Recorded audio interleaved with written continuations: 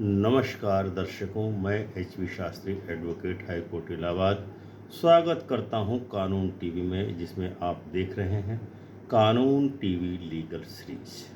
आज हम विश्लेषण करने वाले हैं सुप्रीम कोर्ट के एक विशेष निर्णय का, जिसमें हिमाचल प्रदेश हाई कोर्ट के एक जजमेंट को बदल दिया गया है, क्योंकि उसमें कहा गया है कि आदिवासी रीति रिवाज ही मान्य होंगे, हिंदू सक्सेशन एक्ट एप्लीकेबल वहाँ नहीं होगा। भारत में उत्तराधिकार सक्सेशन का विषय सदैव संवेदनशील रहा है, खासकर जब बात आती है भू संपत्ति की, महिलाओं के हकों की, और वो भी उस पारिवारिक संदर्भ में जहां सामाजिक, धार्मिक या परंपरागत रीति रिवाजों का प्रभुत्व रहा हो। इसी पृष्ठभूमि में जब हिंदू सक्सेशन एक्ट 1956 एचएस से लागू होती है, तो क्या यह कानून हर हिंदू संबद्ध समुदाय पर स्वतः लागू होगा? क्या सभी इसी के दायरे में आते हैं? क्या वे समुदाय भी इसके दायरे में आएंगे जो अनुसूचित जनजाति शेड्यूल्ड ट्राइब यानी एसटी के रूप में संवैधानिक एवं विधिक दृष्टि से विशेष स्थिति में हो? हाल ही में सुप्रीम कोर्ट ने इस प्रश्न पर एक निर्भीक निर्णय दिया है, जिसमें इस बात को जबरदस्त तरीके से दोहराया गया है कि एचएसए स्वचालित रूप से अनुसूचित जनजातियों पर लागू नहीं होगी, जब तक कि इसके संदर्भ में केंद्र सरकार के द्वारा या वहां पर कोई ऐसा निर्देश जारी न किया गया हो। आइए इस निर्णय की पृष्ठभूमि, कानूनी तर्क, सामाजिक निहितार्थ एवं आगे के सुझाव उपाय पर विस्तार से चर्चा करते हैं, ताकि आप सभी दर्शकों का इस विषय पर समझने में पूरी मदद मिल सके। क्या है हिंदू सक्सेशन एक्ट 1956? एक परिचय। हिंदू सक्सेशन एक्ट 1956 हिंदू, बौद्ध, जैन तथा सिख समुदायों में उत्तराधिकार इंटेस्टेड उत्तराधिकरण को नियंत्रित करने वाला एक मुख्य कानून है। इसके तहत यह निर्धारित किया गया है कि यदि कोई हिंदू व्यक्ति वसीयतनामा या विल बनाए बिना मृत्युवरण करता है, तो उसकी संपत्ति किस प्रकार से संपत्तिधारियों में वितरित होगी। इसके अंतर्गत पुरुष व महिला को अलग अलग कैसे अधिकार मिलेंगे, कौन कौन उत्तराधिकारी बनेंगे, क्या संयुक्त परिवार में हिस्सा होता है महिला का या नहीं, आदि प्रश्नों का विधिक समाधान मिलता है। हिंदू सक्सेशन एक्ट की धारा 2 विदिन ब्रैकेट 2 का क्या महत्व है इस निर्णय के संबंध में? भले ही एचएसए का मूल उद्देश्य सामान्य हिंदू उत्तराधिकारी कानून को आधुनिक बनाने का रहा हो, परंतु इसमें एक महत्वपूर्ण उपबंध है, धारा 2 विदिन ब्रैकेट 2, जो कहती है कि इस अधिनियम की धाराओं में से कोई भी बात किसी भी अनुसूचित जनजाति के सदस्यों पर लागू नहीं होगी यदि केंद्र सरकार द्वारा राजपत्र में अधिसूचना के द्वारा अन्यथा निर्देश न किया गया हो। इस एक पंक्ति के कारण आदिवासी समुदायों यानी शेड्यूल्ड ट्राइब्स के संदर्भ में कई जटिलताएं उत्पन्न हुई हैं, क्योंकि इसके तहत यह स्पष्ट किया गया है कि एचएसए स्वतः उन पर लागू नहीं होगी। इसे लागू करने के लिए केंद्र सरकार को विशिष्ट अधिसूचना जारी करनी होगी। अनुसूचित जातियों को विशेष दर्जा दिया गया है। संविधान के अनुच्छेद 366 विदिन ब्रैकेट 25 के अंतर्गत अनुसूचित जनजाति का अर्थ निर्धारित हुआ है।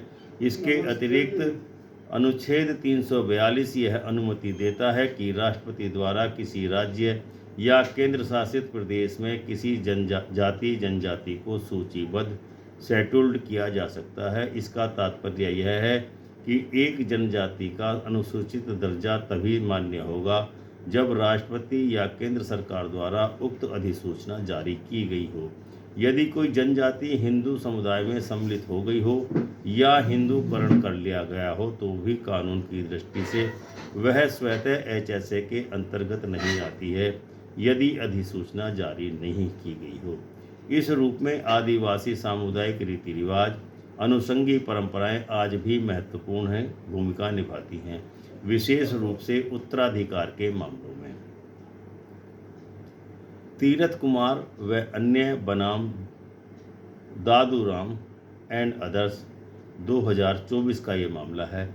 यह मामला एक ऐसे विवाद का है जिसमें आदिवासी जनजाति के सदस्यों द्वारा उत्तराधिकार की दावेदारी उठाई गई थी और सामने यह प्रश्न था कि क्या HSA उन पर लागू होती है। तो इसके तथ्य इस प्रकार हैं। विवाद में शामिल है सदस्य समूह जिसके पूर्वज आधार रूप से थे स्वरा ट्राइब छत्तीसगढ़ का रिकॉर्ड जो अनुसूचित जनजाति के अंतर्गत थी। प्रतिनिधियों ने दावा किया कि वे हिंदू रीति रिवाज मानते आए हैं, इसीलिए HSA उन्हें लागू होनी चाहिए उनके ऊपर। ट्रायल कोर्ट एवं प्रथम अपीलीय न्यायालय ने इसे स्वीकार करते हुए यह मान लिया था कि वे पर्याप्त रूप से हिंदू बन गए हैं।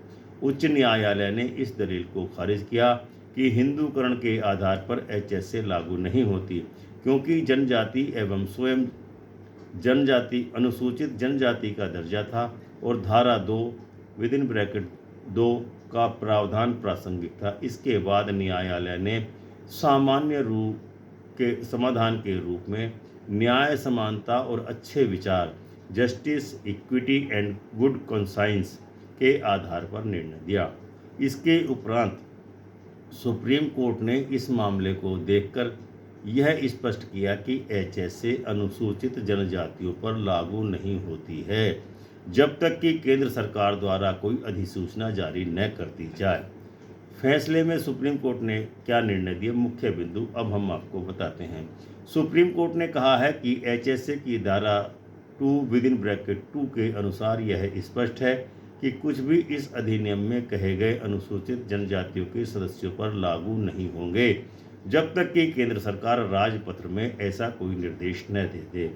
इसलिए यदि कोई उच्च न्यायालय या अन्य न्यायाधिकरण ऐसा निर्देश दे कि जनजातीय क्षेत्रों में बेटियों को HSA के अंतर्गत उत्तराधिकार मिलेगा तो वह विधिक दृष्टि से गलत है। इस प्रकार हिमाचल प्रदेश में थी उस दिशा निर्देश को सुप्रीम कोर्ट ने हिमाचल हाई कोर्ट की दिशा निर्देशों को रद्द कर दिया है। साथ ही सुप्रीम कोर्ट ने सुझाव दिया है कि आयोग केंद्र सरकार को विचार करना चाहिए कि यदि आवश्यक हो तो HSA के उन प्रावधानों में संशोधन किया जाए जिनके द्वारा अनुसूचित जनजातियों पर HSA लागू नहीं होती है।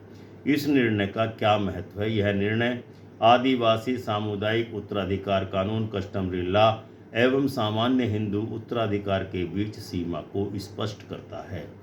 यह महिला उत्तराधिकारी के हकों, विशेष रूप से आदिवासी समुदायों में के संदर्भ में न्याय समानता के दृष्टिकोण से भी महत्वपूर्ण है। साथ ही यह न्यायपालिका द्वारा दिए गए दिशा निर्देशों डायरेक्शंस के वैधता सीमा पर भी प्रकाश डालता है, विशेषकर तब जब वह दिशा निर्देश पक्षों द्वारा उठाए गए मुद्दों का हिस्सा न हो। ये स्थिति एक राज्य उच्च न्यायालय हिमाचल प्रदेश हाईकोर्ट के 2015 के निर्णय से उत्पन्न हुई अपील के कारण है, जिसमें बेटियों को आदिवासी क्षेत्रों में HSA के अंतर्गत उत्तराधिकार देना निर्देशित किया गया था। उद्देश्य था सामाजिक अन्याय और शोषण को रोकना।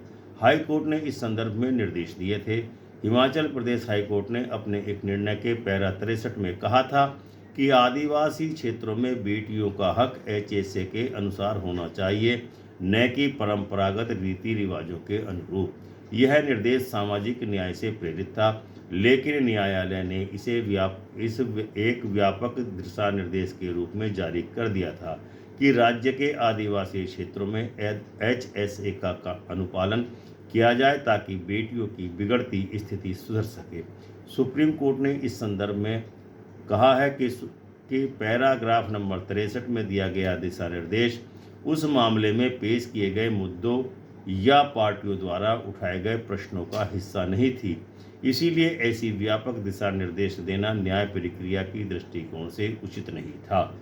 सुप्रीम कोर्ट ने उस निर्देश को धारा 2 के प्रावधानों का उल्लंघन माना एवं इसे रद्द कर दिया। प्रसंग व संदेश यह हमें सिखाता है कि न्यायालय केवल ऐसा निर्देश नहीं दे सकते जो उस मामले यानी लिटिगेशन के पक्षों द्वारा उठाए गए मुद्दों में नहीं था। यह जनजातीय क्षेत्रों में बेटियों के उत्तराधिकार की समस्या को हल करने के लिए न्यायिक कदमों की सीमा एवं विधिक आधार को भी दिखाता है। जहां विधिक दृष्टि से HSA लागू नहीं होती, जहां सामाजिक न्याय के आधार पर न्यायालय को सावधानी से काम करना चाहिए। साथ ही यह कानून के विस्तार संशोधन की आवश्यकता का संदेश भी है, ताकि न्याय समानता सुरक्षित हो सके। कानूनी तर्क इस विषय में क्या रहे?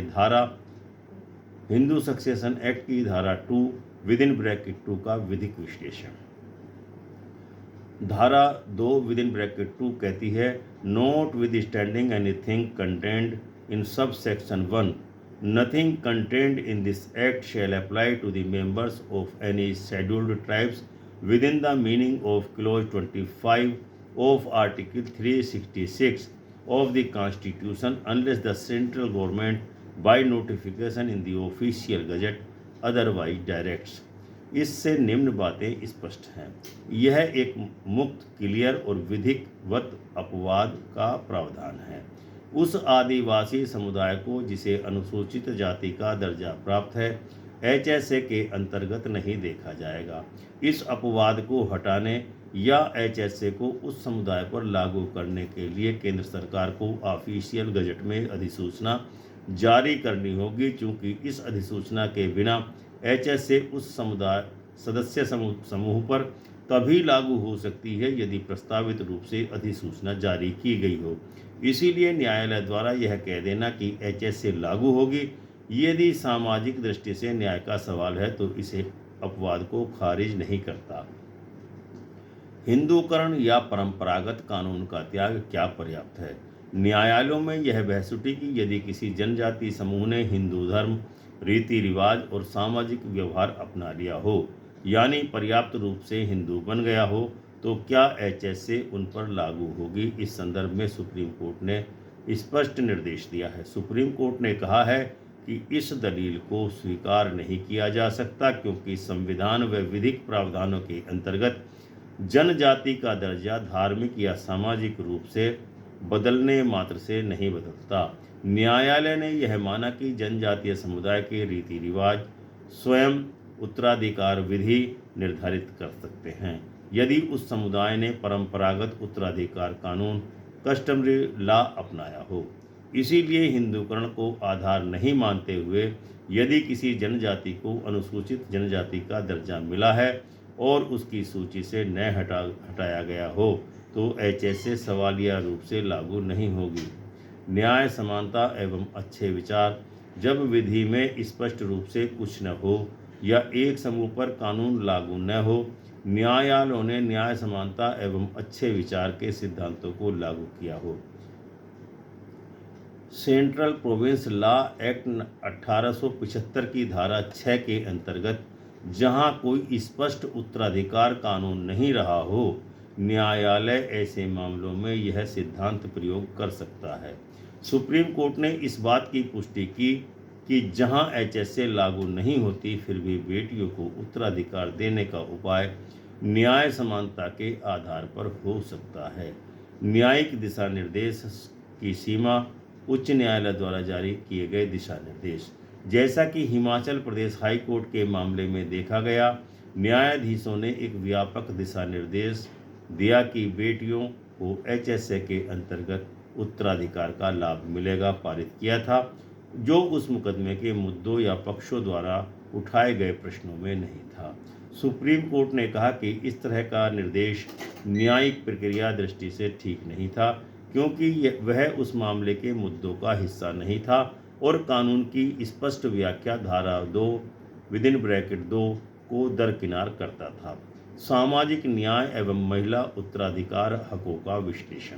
यहाँ केवल कानूनी सवाल नहीं है, बल्कि एक सामाजिक न्याय, महिला को हक, आदिवासी स्वायत्ता एवं विकास की दृष्टि से भी यह संवेदनशील विषय है।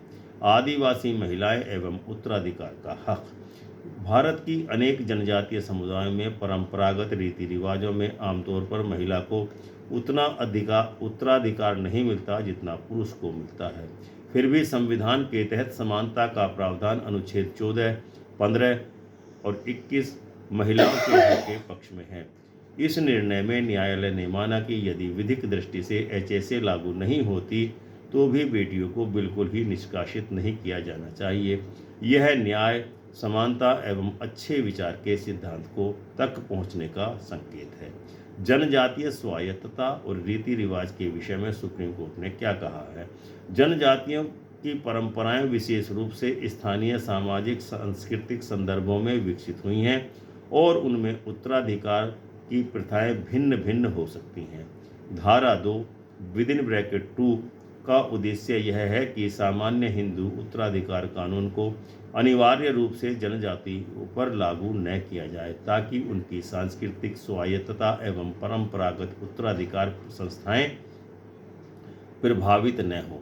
इसीलिए एक संतुलन की आवश्यकता है, जहां एक ओर महिला हकों को सुनिश्चित किया गया जाए, वहीं दूसरी ओर जनजातीय रीति रिवाजों एवं स्वायत्तता की भी इज्जत बनी रहे। हिमाचल प्रदेश हाईकोर्ट ने इस सामाजिक समस्या को सामाजिक अन्याय और शोषण के संदर्भ में देखा था, अर्थात यह मानना था कि आदिवासी क्षेत्रों में बेटियों के अधिकार न मिलने से उनका शोषण हो रहा है। लेकिन सुप्रीम कोर्ट ने कहा कि यह न्यायालय इस समस्या को निर्देश रूप में इस तरह दुर्बल रूप से हल नहीं कर सकती। बुनियादी कानूनी ढांचे को दरकिरार नहीं किया जा सकता। इसलिए उन्होंने कहा कि यह बेहतर होगा कि संसद या केंद्र सरकार इस दिशा में कानून में संशोधन करे। यह निर्णय स्पष्ट कर देता है कि एचएसए का अनिवार्य प्रारूप अनुसूचित जनजातियों पर लागू नहीं होता है जब तक अधिसूचना जारी न की गई हो। न्यायालयों के लिए यह एक दिशा निर्देश है। यदि पक्षों द्वारा उस मुद्दे पर दलील नहीं दी गई हो या वह मुद्दा विवाद प्रकरण का भाग न हो तो विस्तृत दिशा निर्देश जारी करना न्यायिक प्रक्रिया की दृष्टि से उचित नहीं है। इस प्रकार भविष्य में आदिवासी उत्तराधिकार विवादों में यह निर्णय एक मार्गदर्शक प्रेसिडेंट के रूप में काम करेगा। न्यायालय ने विशेष रूप से सुझाव दिया है कि केंद्र सरकार को विचार करना चाहिए कि क्या एचएसए में ऐसे संशोधन किए जाएं जिनके द्वारा अनुसूचित जनजातियों के सदस्यों पर एचएसए लागू किया जा सके या विशेष कानून बनाए जा सकें। इस दिशा में संभव उपायगत कुछ बातें हो सकती हैं। केंद्र सरकार द्वारा अधिसूचना जारी करना जिससे एचएसए अनुसूचित जनजातियों पर लागू हो सके। यदि सामाजिक सांस्कृतिक विभिन्नताओं के कारण ऐसा करना संभव न हो तो जनजातियों के लिए अलग उत्तराधिकार कानून बनाया जाए जिसमें महिलाओं के हकों को सुनिश्चित किया जाए। राज्य व केंद्र में जागरूक प्रचार करना कि आदिवासी समुदाय में महिलाओं के उत्तराधिकार सुनिश्चित हों। रीति रिवाजों को सामाजिक न्याय की दृष्टि से पुनर्मूल्यांकन किया जाए। न्यायालयीय प्रक्रियाओं में यह सुनिश्चित करना कि यदि जनजातीय रीति रिवाज लागू हों तो वे पारदर्शी हों, महिलाओं के प्रति न्याय संगत हों और अनिवार्य रूप से अनजस्ट न हो। सामाजिक सक्रिय सुझाव, इसका अर्थ यह है कि जो निर्णय सुप्रीम कोर्ट ने पारित किया है उसके अनुसार एचएसए के कानून जनजातियों पर तभी लागू होंगे जब केंद्र सरकार या राष्ट्रपति इस संदर्भ में एक विशेष घोषणा गजट में जारी करे। इस प्रकार यह मामला हमें समझाता है कि कानून मात्र दस्तावेज नहीं है, उसकी सीमाएं हैं, अपवाद हैं और सामाजिक प्रसंग भी उतने ही महत्वपूर्ण हैं। जब हम बात करते हैं उत्तराधिकार की, खास तौर पर आदिवासी समुदाय में, तो वहाँ कानून सिर्फ कानून लागू है नहीं, बल्कि वह कानून क्यों और कैसे लागू है या नहीं, यह भी महत्वपूर्ण हो जाता है।